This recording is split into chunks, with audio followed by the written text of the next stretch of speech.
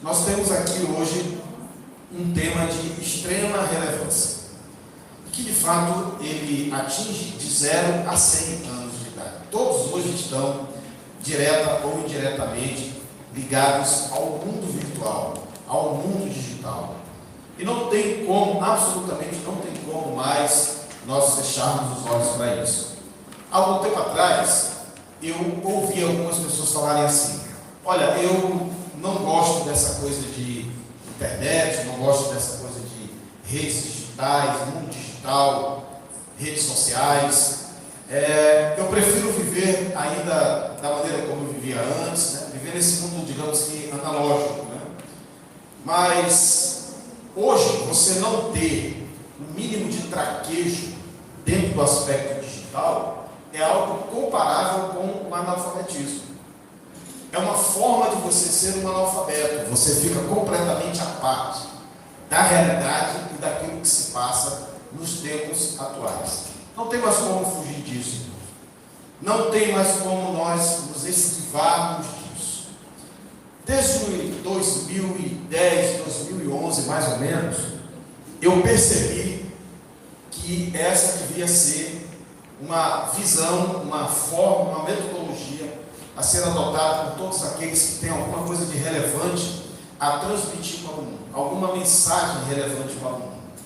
Mais ou menos a partir de 2011, eu particularmente comecei a trabalhar muito com isso, a começar a produzir conteúdos dentro desse universo virtual.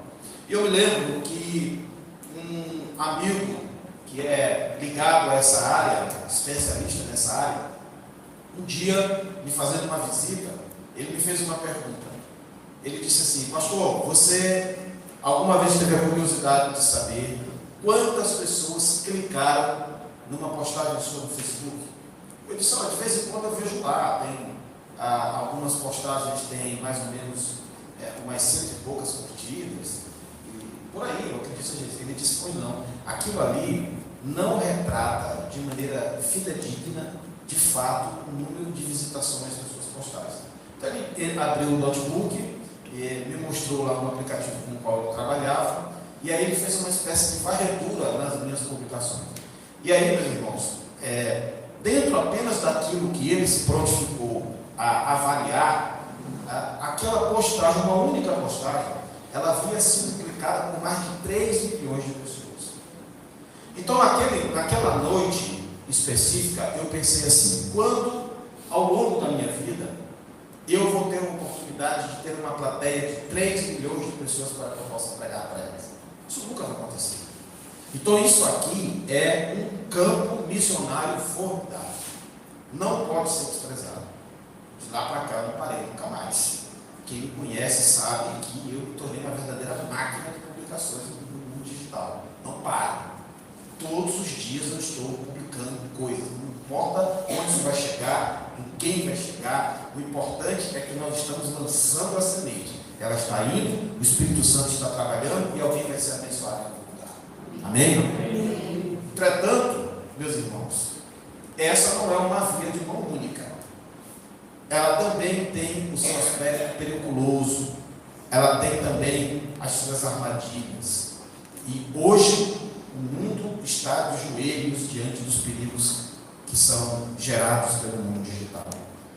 Dentro dessa grande gama de vítimas, talvez a faixa etária mais prejudicada seja a juventude. Por isso, nós trouxemos hoje essa discussão. Quem, de fato, está controlando quem nessa relação entre o jovem cristão e as redes sociais? Quem está no comando? Quem está no controle disso? Bom, nós lemos nas Escrituras Sagradas, lá em Mateus, no capítulo 6, dos versos 22 e 23, uma direção muito importante para nós respondermos essa pergunta. O texto disse que os olhos são a lâmpada do corpo, e se os olhos forem bons, o corpo todo vai ser luminoso. Mas, se os olhos forem maus, todo o corpo estará em trevas. Portanto, caso a luz que em ti há sejam trevas, que grandes trevas elas serão. Isso talvez não fizesse muito sentido lá naquela época em que Jesus pronunciou. Porque a única conotação que essa fala teria era a conotação presencial. Quem escutou Jesus falar isso presencialmente entendeu que esse alerta para aquilo que entra através do nosso olhar, ele diz respeito apenas àquilo que a gente enxerga nas nossas relações presenciais no dia a dia. Mas o mundo tecnológico potencializou essa palavra do Senhor Jesus numa tal proporção que hoje necessariamente o que está sendo dito por Jesus aí precisa ser aplicado nas nossas vidas. Porque os olhos, os poetas já diziam isso há séculos, eles são as portas da alma. Alguém já disse que o que os olhos não veem, o coração não sente. Né? Frases bonitas, que têm o seu sentido e têm a sua realidade.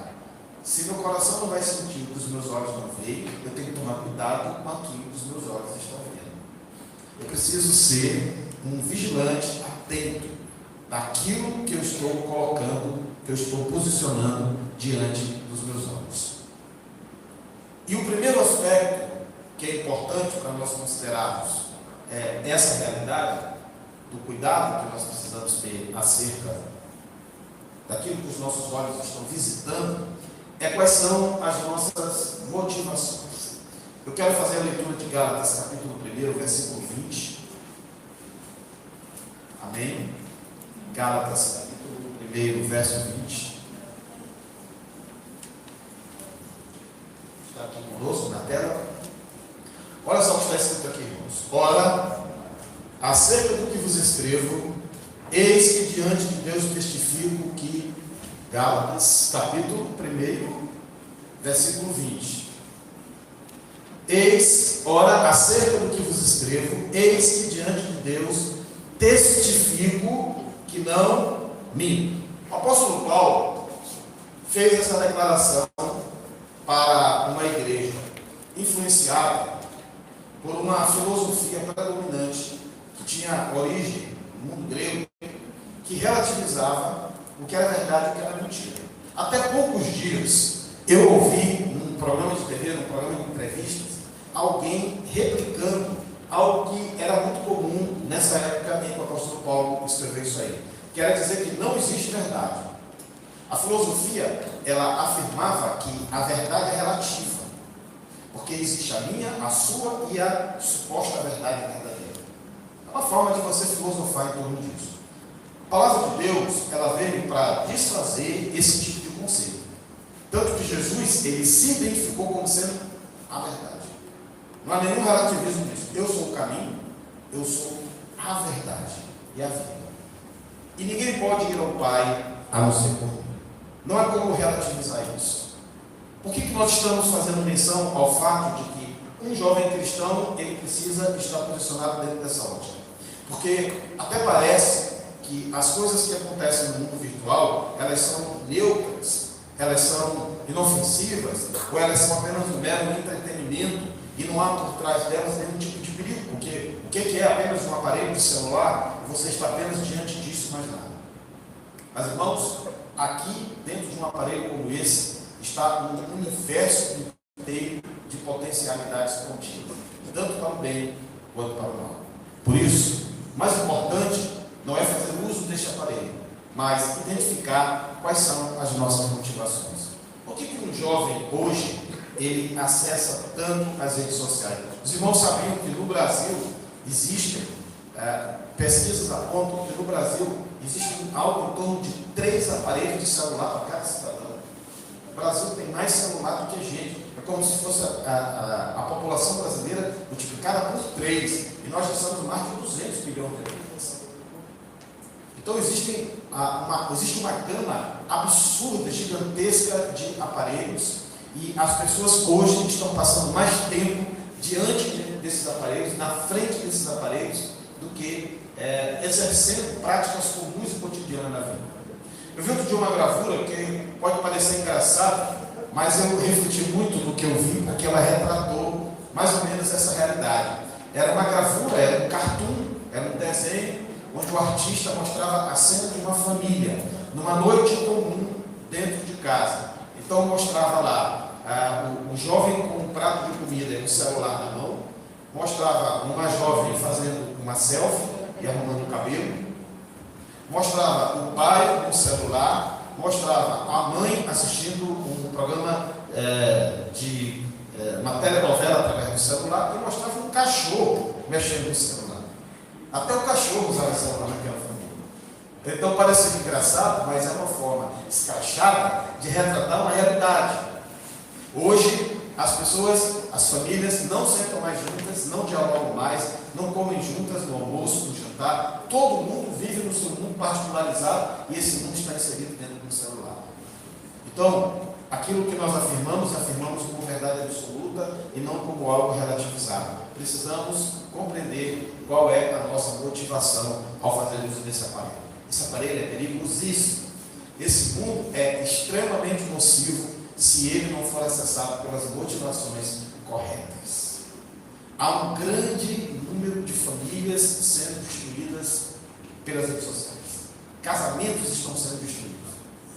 Há um grande número de adolescentes que estão tendo as suas vidas completamente pervertidas e devastadas pelas portas infernais que se abrem a partir das redes sociais.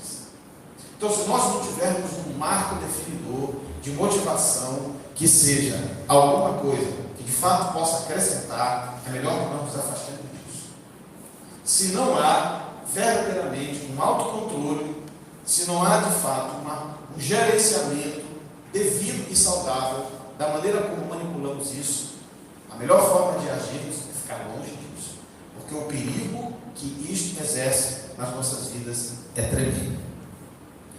Vamos fazer agora a leitura de Efésios capítulo 5, versos 15 e 16. Carta aos Efésios, capítulo 5, versos 15 e 16. Após examinar as nossas motivações, é importante que nós aprendamos a gerenciar o nosso tempo. A Bíblia diz, portanto, vede prudentemente como andares, não como necios, e sim como sábios, remindo o tempo, porque os dias são maus.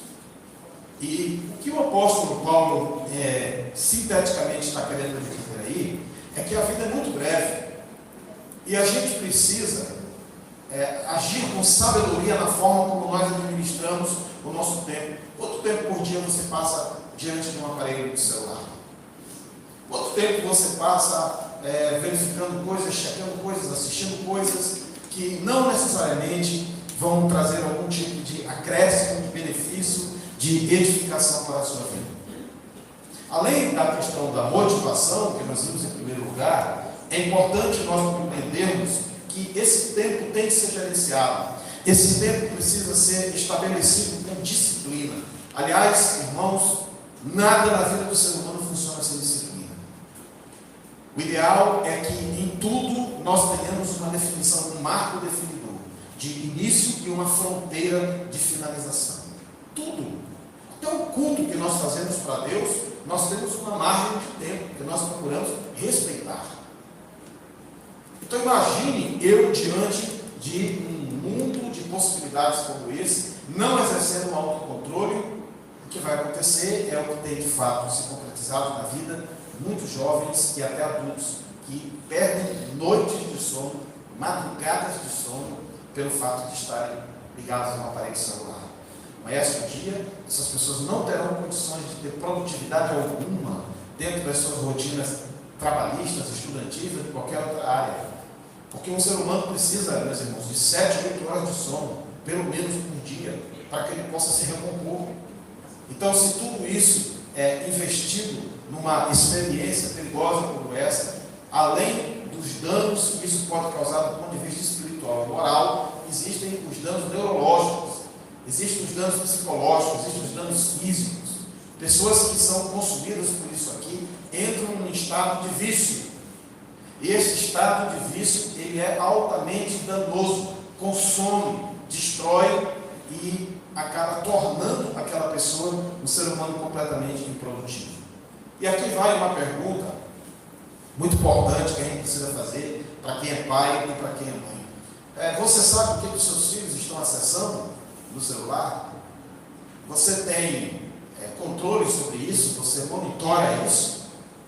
Ou você é como aqueles pais das novelas da Globo, que o filho diz, olha, eu faço o que eu quero, você não manda em mim, coisa parecida. Quando nós, meus irmãos, nos rendemos a esse tipo de circunstância, quando os nossos filhos ainda estão na fase de serem controlados pela nossa autoridade, nós estamos a partir daí semeando não somente a destruição deles, mas todas as lágrimas que vamos derramar no amanhã. Muito daquilo que se abate como tragédia dentro do seio familiar é consequência da negligência de pais que não fazem o devido acompanhamento daquilo que seus filhos veem, leem, assistem, com quem andam, que tipo de amizade possuem e como eles consomem no seu dia a dia. Um adolescente não pode ter um aparelho de celular para fazer o que bem entender, para usar quando bem entender e principalmente para utilizar à noite depois que vai para o quarto dormir. É preciso estabelecer horário para isso. É preciso estabelecer o que pode e o que não pode ser acessado. E é preciso fazer esse acompanhamento, tendo as devidas consequências claramente estabelecidas e colocadas em prática, quando essas normas não são respeitadas. É assim que se educa os filhos. É assim que nós estamos protegendo os nossos filhos contra essas armadilhas. Nós não estamos mantendo os nossos filhos à margem de uma realidade que eles necessitam, até porque essa geração agora, ela já é uma geração que tecnicamente se chama de nativos digitais. Você entrega hoje no celular para uma criancinha de 2 anos de idade, ela sabe mexer, e a gente fica se perguntando como é que é isso. Antigamente a gente precisava fazer curso para aprender esse negócio. Hoje as crianças parecem que já nascem sabendo fazer isso. Esse é um processo evolutivo natural do ser humano. O ser humano, ele sempre nasce com habilidades amplas para aquilo que abrange o senso comum. E hoje a tecnologia está para todo lado. Então, se não houver da parte dos pais, que são aqueles que receberam de Deus a incumbência de fazer esse gerenciamento, esse acompanhamento e essa administração, nós estaremos condenando os nossos filhos a riscos tremendos e absurdos. Porque o que prevalece nesse meio, lamentavelmente, não é saudável. Apenas poucos são aqueles que hoje estão utilizando as vias digitais para promover o bem, a edificação e o crescimento do ser humano. É importante, meus irmãos, aprendermos a remir o tempo. É importante compreendermos que isso pode ser muito útil, isso pode ser uma ferramenta extraordinária para o nosso dia a dia. Mas qualquer coisa que extrapola o normal se torna adoecedor, prejudicial, perigoso e pode se constituir uma armadilha para as nossas vidas. Um outro aspecto importante, meus irmãos queridos, está em Filipenses capítulo 4, versículo 8. Vamos abrir a palavra de Deus. Filipenses, no capítulo 4, no versículo 8, nos ajuda a entender um dos grandes problemas que acabam sendo um fator de atração para que a juventude ela adentre perigosamente dentro do mundo virtual. Filipenses 4:8 diz assim: finalmente, irmãos, tudo que é verdadeiro, tudo que é respeitável, tudo que é justo, tudo que é puro, tudo que é amável, tudo que é de boa fama, se alguma virtude há e se algum louvor existe, seja isso o que ocupe o vosso pensamento. Olha só o que tem que entrar na minha mente. Bom, eu já aprendi ainda há pouco que os meus olhos são a lâmpada para o meu corpo. Eles são a entrada da minha alma. Se eu não tomar cuidado com aquilo que vem pelos meus olhos, o meu corpo todo vai se tornar trevas. É o que eu acabei de ler no texto base de todo esse trabalho que está sendo feito hoje.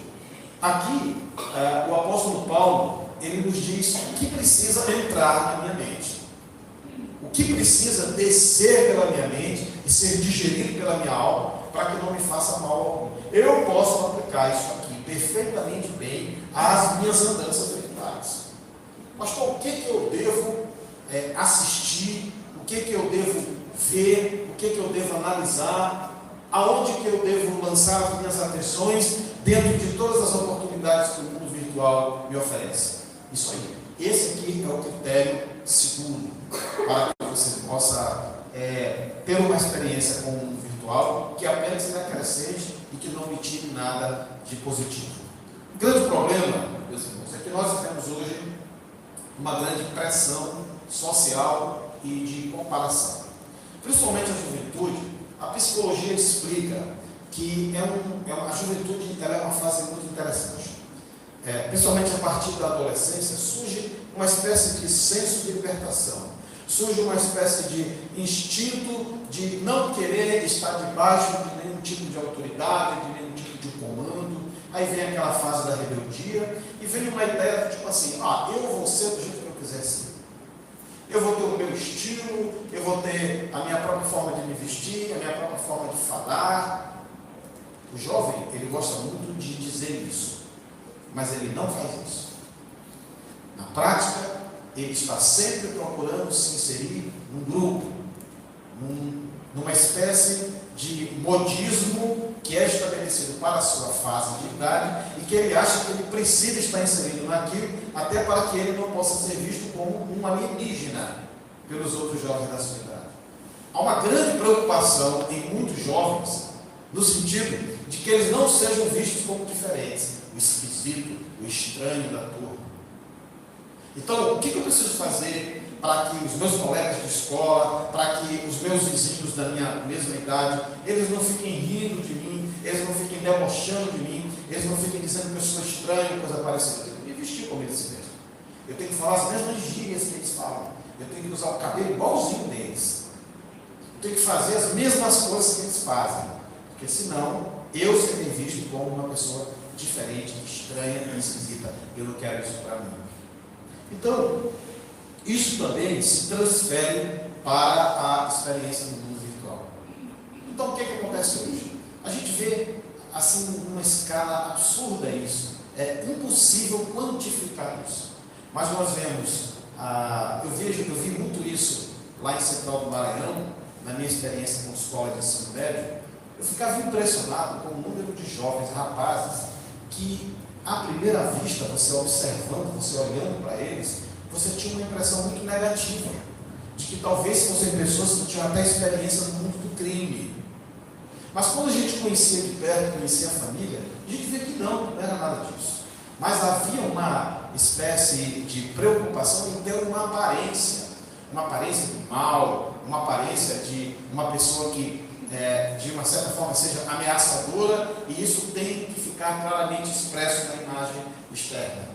E muitos deles fazem uso das redes sociais para publicar fotos, fazendo cara de mal, fazendo um aspecto que passe essa ideia, e você olha e você até imagina alguma coisa muito ruim a partir daqui.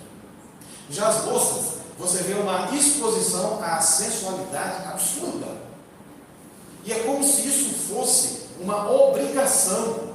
Alguns aplicativos aí que são utilizados para que as jovens, elas fazem danças com roupas curtas e se expõem aquilo para o mundo inteiro.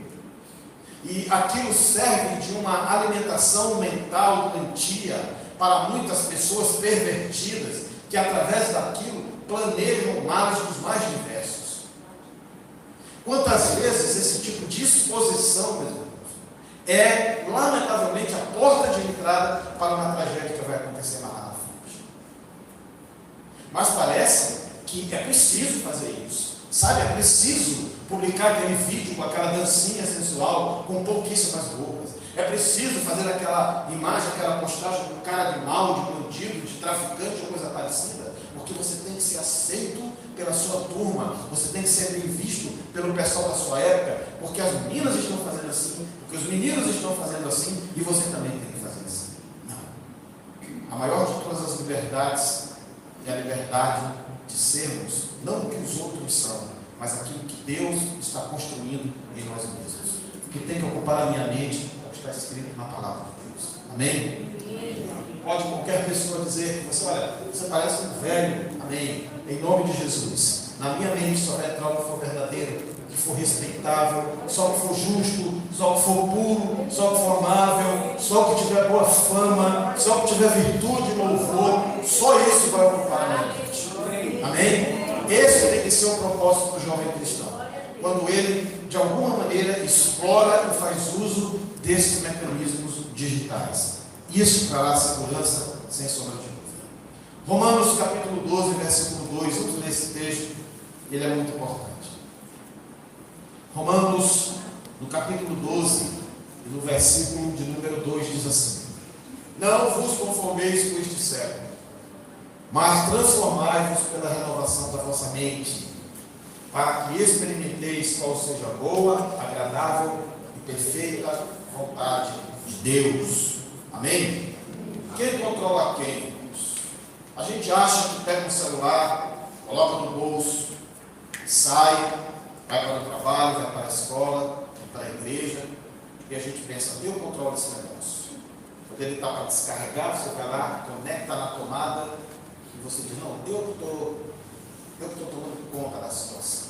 Aí de repente a capinha quebra, você troca, substitui, a tela cai, sofre algum tipo de ranhura, você substitui. Então é você que está no comando, é você que está à frente desse processo aqui. Um dia, se eu quiser quebrar esse negócio, eu quebro, mas no dia que isso aqui não funciona, você fica louco. No dia que você tenta enviar uma mensagem que não vai, você fica enlouquecido.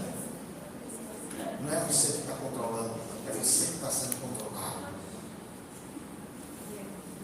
Quem controla quem? A palavra de Deus diz que, meus irmãos, nós temos que tomar cuidado para que a nossa mente ela não seja conformada por esse presente século. Esse termo conformar significa embutir. É como se você botasse alguma coisa dentro de uma gaveta. A palavra de Deus está dizendo o seguinte: olha, o mundo não pode me engavetar. Eu não posso ser colocado dentro disso. Eu não posso ser aprisionado pelas coisas do mundo. Elas não podem ditar o que tem que acontecer na minha vida. Meus irmãos, esse negócio ficou tão sério que hoje nós já temos eventos como retiros, congressos, por exemplo, dentro do meio cristão, onde já se estabelece que não se utilize celular, se desligue a aparelho celular. No tempo que os celulares surgiram, se tornaram uma febre, por exemplo, era uma norma comum dentro das igrejas que você não usasse celular dentro das igrejas. Hoje, as pessoas não estão usando mais nem Bíblia. Estão indo para a igreja sem Bíblia, nunca tem aqui. Tudo bem que a Bíblia está aqui, só que aqui não está só a Bíblia. Eu posso acessar a Bíblia nesse celular, e ao mesmo tempo, quando eu estiver aqui acessando, no momento que o pastor solicitar que eu abra uma certa referência, eu verifico lá em cima que chegou uma mensagem. E aí eu sou, meus irmãos, terrivelmente torturado pelo anseio de descobrir o que essa mensagem quer dizer. E aí eu já perdi o foco. Não estou mais centrado no ambiente de adoração à casa de Deus. Olha, vou dizer agora para vocês. Eu estou com 51 anos, completei agora, se Deus me permitir chegar a 100, vocês vão sempre me olhar carregando esse livro aqui. Não tem tecnologia que vai tirar isso aqui. Nós precisamos estar centrados no ambiente da fé e tomar cuidado com o que isso aqui pode fazer nas nossas vidas. Algumas pessoas não sobrevivem mais sem celular.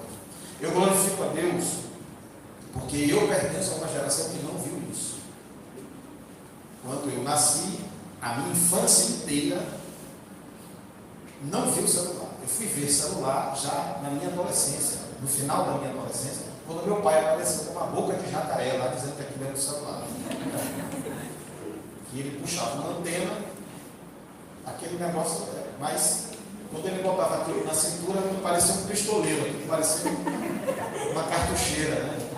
Mas foi quem conheceu essa primeira geração de celular deve lembrar como é que era o negócio. Abria uma bocona, puxava uma antena gigante, né? Aí papai botava um óculos escuro, aí ficava, ele achava a coisa mais linda naquela época. Hoje ninguém utilizaria aquilo. Eu vi aquilo acontecer, mas eu sou de uma época em que, por exemplo, eu me lembro que na época que eu conheci a minha esposa, ela precisou fazer uma viagem com a mãe dela, eu quase morri. Namorava, porque ficou quase uns 15 dias, né?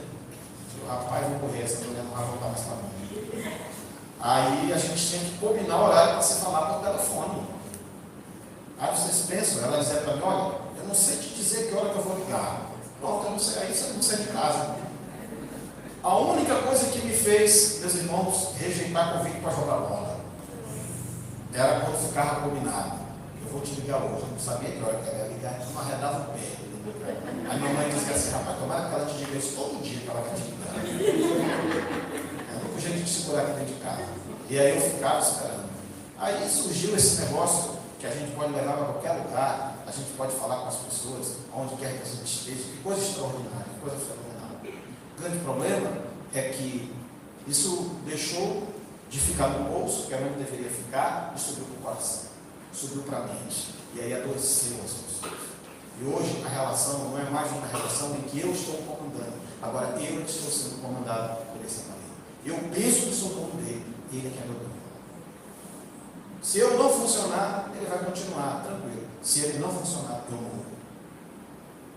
É assim que tem acontecido. Outro dia eu ouvi alguém dizer assim para mim, pastor, lá em casa pode faltar água, pode faltar energia, eu não estou nem aí, mas como não tem internet, eu fico doido. Pode morrer quando não tem internet lá em casa. É impressionante isso. Estamos inseridos dentro dessa realidade e precisamos tomar cuidado. A palavra de Deus diz, eu não posso me deixar conformar por esse estado. Eu não posso ser incutido, eu não posso ser engavetado por nada. Nada pode me controlar, a não ser o amor de Deus por você. Amém? O jovem precisa entender isso. Ele precisa estabelecer uma rotina e uma disciplina que estabeleça um marco inicial e uma fronteira de limitação para o uso disso. E cabe aos pais fazerem essa fiscalização de um modo absoluto, não dando nenhuma possibilidade para que isso venha a perder o controle. Há um texto em Provérbios, no capítulo 16, verso 32, vamos ler. Provérbios 16, verso 32.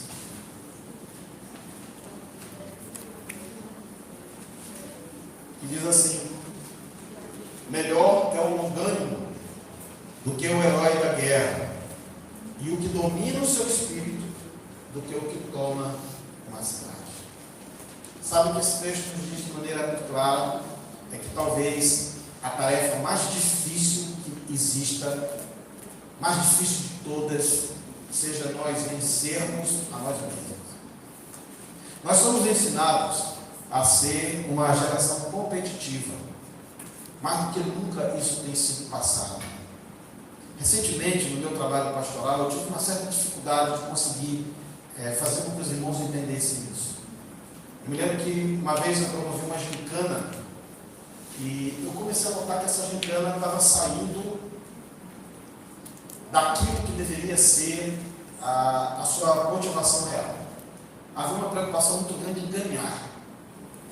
Mas quando nós pensamos na gincana, nós pensamos nela ser um instrumento para edificar a igreja, edificar os jovens, porque as tarefas da gincana todas envolviam algum tipo de ligação mais profunda com as escrituras, algumas atividades que poderiam gerar reflexões para o crescimento de cada um. Mas eu vi que eles estavam preocupados mesmo em ganhar. Por exemplo, houve uma tarefa que era conhecimento bíblico. Eu disse assim, vamos fazer o seguinte aqui, eu quero saber quem de vocês aqui conhece, decoraram mais versículos bíblicos. Então, dei um prazo para eles, para que eles estudassem. Meu irmão, eles criaram estratégia. Por exemplo, teve um que aprendeu a decorar capítulo. Ele disse, vou ganhar, porque enquanto os outros vão estar decorando versículos separadamente, eu decoro logo capítulo. Eu digo, rapaz, se fosse eu dizer para você decorar logo o Salmo 119, e essa ia ganhar, não tinha como perder. Então eles criaram, né? Aí o que aconteceu? Quando chegou um dia, a outra equipe, que não se preparou dessa forma,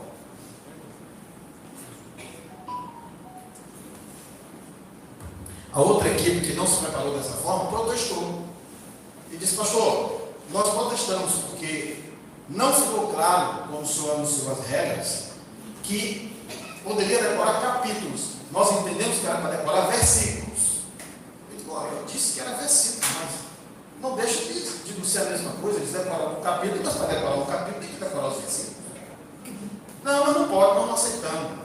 E ficaram furiosos com aquilo.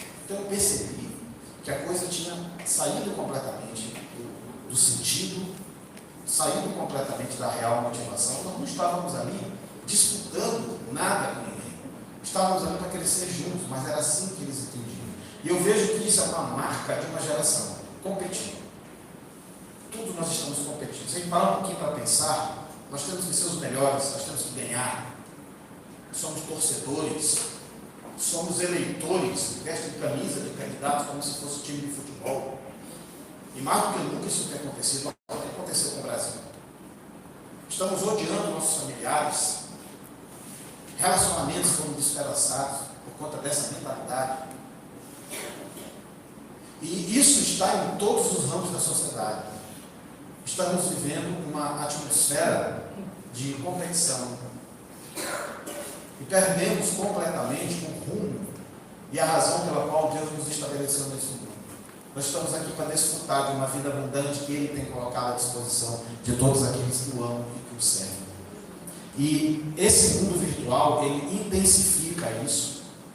E ele descentraliza dos nossos corações aquilo que deveria ser nosso foco primordial, que é a nossa relação com Deus. Deus é o centro de tudo, irmãos.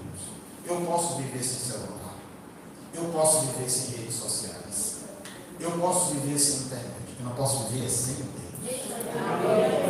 Eu não posso viver longe do centro da vontade do Senhor. Eu não preciso tirar fotos com cara de mal, nem preciso fazer fotos seminua. E tem uns que fazem fotos seminua e ainda botam um versículo bíblico embaixo. E ainda botam comentário: olha, quem me julga, não sei o quê, né? Você que está me julgando. Eu não preciso de nada disso. Eu só preciso do Senhor Jesus na minha vida, reinando no meu coração, preenchendo os meus vazios. As pessoas que precisam ir em busca desses artifícios, que precisam ir em busca desses cardápios perigosos, elas nunca encontram contentamento, porque isso se torna um vício. Hoje, não sabem qual é, meus amados, o maior problema que afeta mentalmente, principalmente os homens, é a pornografia.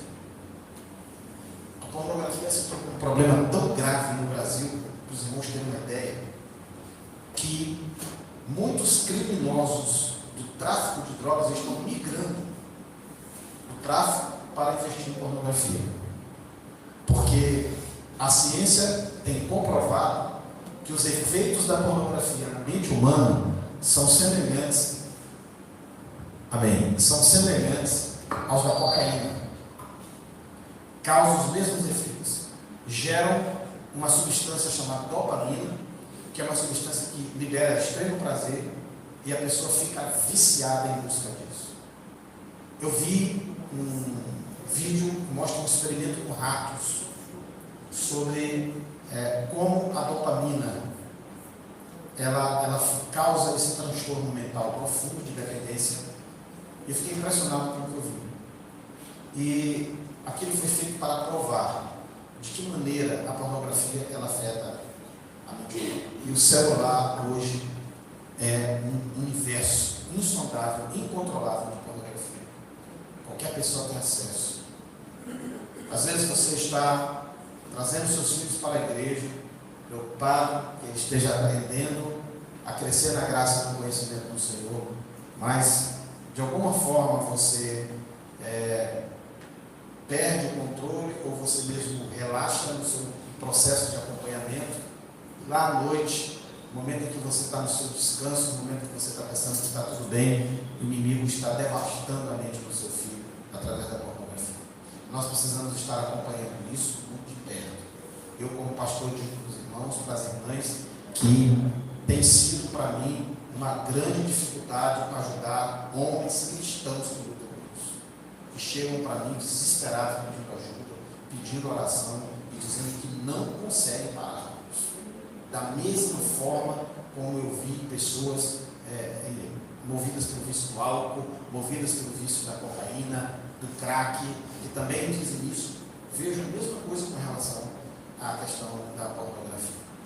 Agora, eu não consigo encontrar algumas gramas de crack para cheirar no celular, mas a pornografia está aqui. fácil. Qualquer pessoa consegue acessar. Então é um perigo muito grande, meus irmãos. E nós, como cristãos, precisamos estar atentos a isso, orientar nossos filhos, ajudá-los a não dar nem o primeiro passo nessa direção. E isso só é possível exercendo a devida administração, exercendo o devido controle de toda essa situação. Eu quero ler 1 Coríntios, capítulo 10, versículo 31.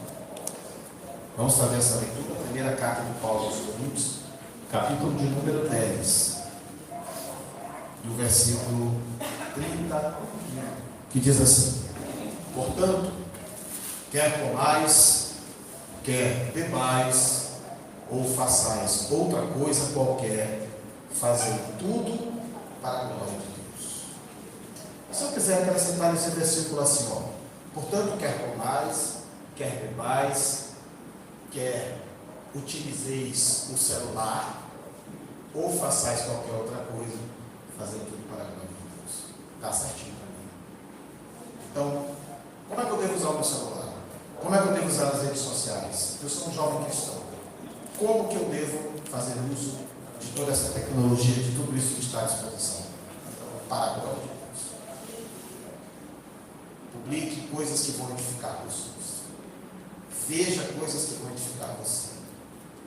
Não se permita se deparar com nada que não seja construtivo, edificante e positivo. Tenha sempre esse cuidado, essa preocupação e esse zelo.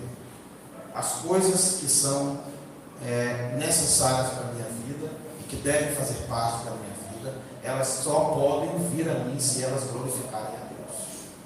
Apenas isso. E isso é algo que eu tenho me preocupado, como eu disse para os irmãos, desde 2011, que a gente está trabalhando nisso. Então, você pode ir lá olhar. Deixa eu dar uma olhada lá nos perfis do trabalho que o pastor Reinaldo faz. Tudo que tem lá glorifica a Deus. Se não for assim, tem que tirar. Amém? As redes sociais não podem ser, meus irmãos, um instrumento de envaidecimento pessoal. As redes sociais não são uma vitrine de exposição da beleza de ninguém. Por favor, tomemos cuidado com isso. Eu conheço uma pessoa que disse para mim assim: rapaz, enquanto existir filtro de aplicativo, nunca mais eu vou ser feio. Só que isso daí é uma grande ilusão. É bom se o filtro viesse para a cara da gente mesmo, mas vai ficar só ali, não adianta nada, né?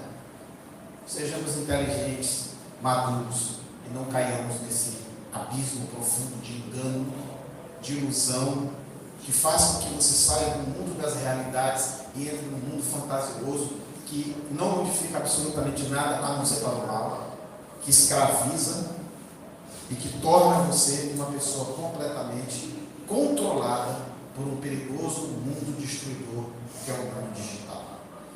Por isso, finalizamos afirmando para os nossos queridos jovens que as redes sociais e o mundo digital devem ser acessados, devem fazer parte das nossas vidas. Há inúmeros recursos que existem aí, que eles são recursos facilitadores e eles são recursos disseminadores do bem.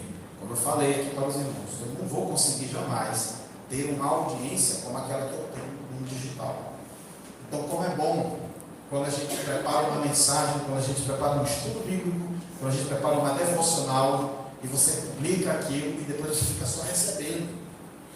Eu coloquei uma pequena mensagem de boa noite, acho que ontem ou antes de ontem, eu recebi centenas de mensagens. Eu estava precisando ler isso, pastor. Eu precisava receber essa mensagem. Isso foi diretamente escrito para mim. Então, é para isso que precisa servir esse mecanismo. Para abençoar vidas, para glorificar a Deus, para abençoar a minha vida. No momento em que esses polos, esses eixos, eles não estão presentes, qualquer outra coisa passa a ser perigosa e potencialmente passa a me expor a uma circunstância que venha a causar graves danos sobre a minha vida lá na frente. O pai e a mãe não devem proibir os seus filhos de ter acesso ao mundo digital, mas têm a obrigação, diante de Deus, de gerenciar esse uso, de observar e de estabelecer limites e regras para que isso seja feito de forma saudável. Quando é feito assim, não há nenhum tipo de perigo e há grandes ganhos. Mas uma criança, como o provérbio já nos diz, que ela é dada ao seu próprio governo, ela se torna vergonha dos seus pais. Da mesma forma, um jovem que não é criado tendo controle e debaixo de regras, ele vai certamente ser motivo de lágrimas, de aflições e de tribulações para toda a sua família, mas lá na frente. Antigamente, a nossa preocupação era com aquilo que a minha mãe chamava de adjunto.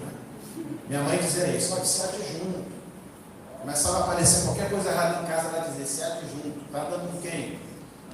Hoje não precisa mais dessa história de adjunto, basta um aparelho de celular. Hoje o seu filho, glória a Deus, é uma bênção. Hoje o seu filho e a sua filha não precisam de uma má companhia, só precisam de um aparelho de celular para que eles tenham acesso a tudo que não presta e que possa prejudicá-los terrivelmente pelo resto da vida. Eu vi há poucos dias uma criança de 11 anos que desapareceu e foi encontrada em outro estado, foi assediada por um homem de mais de 30 anos de idade, celular, fugiu de casa para acontecer isso daí. Ainda bem que foi recuperada. Quantas nunca mais os pais veem? Quantas são induzidas a ir de encontro a criminosos, a assassinos em série, a psicopatas e a coisas desse tipo? Então é um perigo extremo. Nós não estamos falando aqui de alguma coisa que envolva preferencialismo. Nós estamos falando aqui de questões vitais para a vida e muitas vezes para a morte das pessoas. O inimigo, ele é sagaz e ele está em busca de qualquer pessoa que facilite para que ele possa nos tragar, para que ele possa destruir. Mas aqueles que compreendem que a palavra de Deus claramente estabelece que nós não devemos nos conformar com esse mundo, eles sabem que o celular, ainda que tenha todos os perigos indiretos contidos nele, ele pode ser uma bênção desde que ele seja utilizado para a glória de Deus. Muito obrigado, que Deus nos abençoe em nome de Jesus.